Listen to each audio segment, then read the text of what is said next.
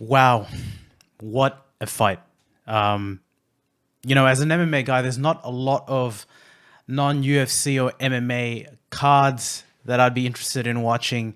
And from a boxing perspective, apart from the whole Paul, Jake and Logan Paul nonsense, which unfortunately, the eyeballs are there, so you kind of got to cover it. How can you not watch the Fury Wilder 3 fight and say, look in the eyes of a consumer and say heavyweight boxing is dead? Because that was a fight in the truest sense of the word. That was a contest between two combatants that from different walks of life, exhibiting different styles, just everything was, a visual storytelling feat, is the only way to put it there. And it left me as a combat sports, connoisseur, someone that loves combat sports, wanting more. And it ticked every box there. And, heck, I could watch these guys fight a couple more times if this is the end output, even though it kind of looks now that Tyson Fury really does have Deontay Wilder's score. But, well, let's talk about the fight. An MMA Life reaction video over here. Yes, I had to do it because I just can't get out of my head how amazing this fight was. Having watched the two fights prior, it was refreshing, is a word, to see Deontay Wilder come out aggressive. And look, from the perspectives of both individuals, Tyson Fury, this narrative has been said time and time again, so it's not going to be something new, but is a pure boxer. There's no doubt about it. Deontay Wilder is the athlete of the two. Deontay comes out aggressive, and I think, especially given how comprehensive the last fight was, Deontay had to come out, put his stamp on the fight initially and early, and he did it with those jabs, hitting the midsection of Tyson Fury. And in the first two rounds, albeit Fury kind of jumped out of it there, it was a talking point to see how aggressive Wilder was. And over time, however, Fury got the pace of the fight. And Fury did something really interesting. Look, Fury's patented head movements, his herky-jerky style, it wasn't necessarily there. So whether he was having an off night or came with a very... I personally think that Wilder's insane output, at least in the first couple of rounds, threw Fury off.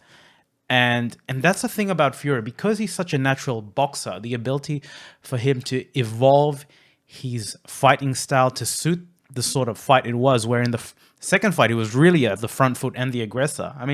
Many of the commentators noted that, Fury was coming out as a power puncher, potentially. Can't say I'm that much of a boxing expert to kind of know that. But, I think what was very apparent is there was a distance that Tyson Fury wanted to fight, and it wasn't at jab distance, which is really interesting, given that Tyson Fury, to me, is the Kevin Durant of boxing, in that he is an absolute freak. He looks like a boxing robot. The proportions are just off for me there. He is not a normal human being, and he fights like a non-normal human being, and he's absolutely impressive there. What do I mean about the distance? Well, Tyson Fury was able to throw relatively reckless abandon with these hooks, and don't crucify me if you're a boxing connoisseur and you know all about that good stuff, but what he was able to do, and he did this to effect. He's the heavier guy, all right? I'm not even going to get into the pounds to kilograms conversion, because here in Australia, we don't talk pounds, guys. We do not talk pounds. But anyway, I digress.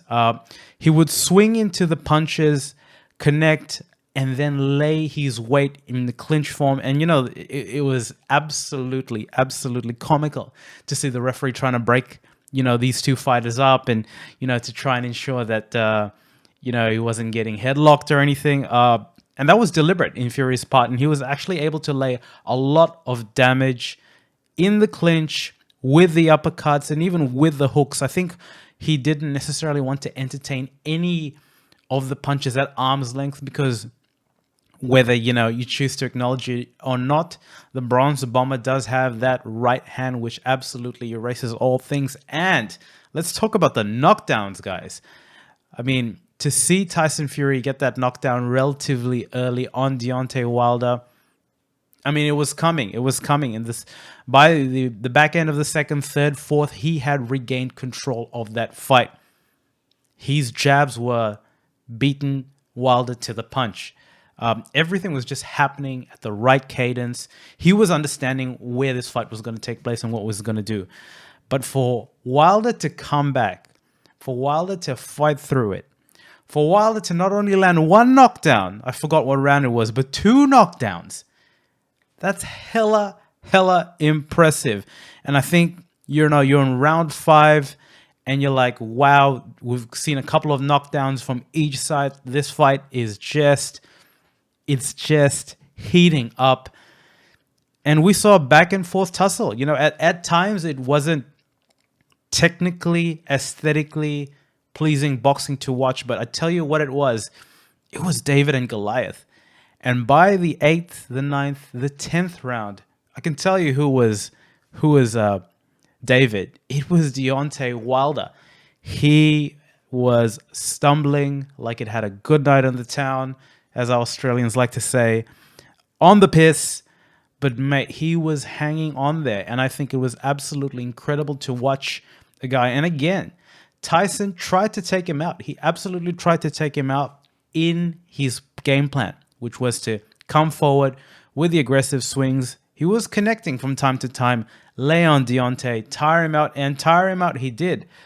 And wow, like just to see Deontay Wilder's corner acknowledge at a certain points that, mate, you're going to be proud about yourself when you wake up tomorrow. So just stick in there. I think there was a point in time where they more or less, they wouldn't verbally concede, but you could tell that this fight or the outcome of the fight had been to a degree decided. But to show the grit that Deontay Wilder did, to show the determination, and he was out of it. He was legless for a fair amount of the times.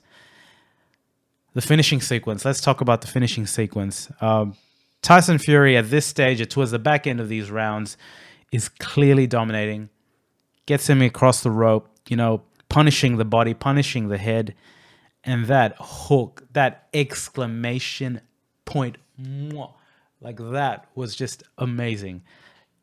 You just could not have ended the fight, in my mind, in a more punctuating fashion than Tyson Fury did it. And to be honest, it was so much more satisfying as a viewer to watch than it would have been if, he'd got an amazing knockout, just say in the first or second round.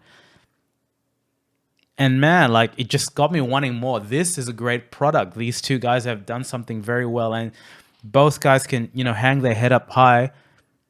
Tyson Fury, mate, I mean, he's got the name for it, but a very impressive victory. Deontay Wilder, hang your head up high, mate, because, that was an impressive performance as well. You can clearly see who is a natural boxer, rather, not a real boxer. But, the contrast, the styles, the narratives, the walkouts. I didn't even talk about the walkouts because it wasn't as good as the second fight walkouts, mate. You just can't get over that one to me. But wow. All I can say is wow. This was the MMA Live TV reaction to Fury vs. Wilder 3. What do you think, guys? Give us a thumbs up. Give us some comments below. What did you think about the fight? I'm absolutely, awestruck about these two combatants, and I'm just excited. I do want to see Fury and Joshua. I gotta see Fury and Joshua.